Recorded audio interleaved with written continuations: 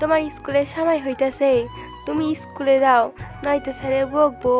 আম্মু আজকে স্কুল যাবো না, আমার খুব পেটটা ব্যথা করতেছে। স্কুলে গেলে কি হয়? স্কুলে গেলে অনেক কিছু শিখান যায়।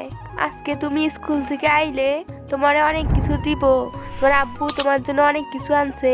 তারপর মায়ের কথা শুনে ছেলেটি স্কুল যাওয়ার জন্য খুব আনন্দময় প্রস্তুতি নিলেন, কারণ তার বাবা বাজার থেকে তার জন্য অনেক কিছু আনার কথা সে স্কুল থেকে ফেরার পথে।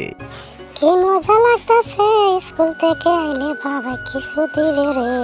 কোথায় গেল ছেলেটা? বাবুরে এখনই স্কুলে পাঠাইলাম, বাবুর জন্য কিছু নিয়ে আইসো।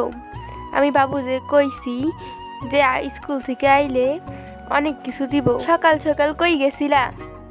এখন যাও, টেবিলে যাও, তোমার জন্য খাবার দেই। গো, খাওয়া শেষ, বাবুর জন্য বাজার থেকে কিছু নিয়ে আস। আচ্ছা, তুমি বাজার থেকে তাড়াতাড়ি আসবা, তোমার অনেক কাজ আছে।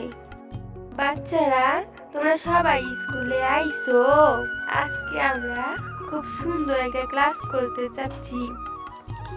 এদিকে ক্লাস শেষ হওয়ার পর বাচ্চারা সবাই মিলেমিশে আনন্দময় খেলছেন।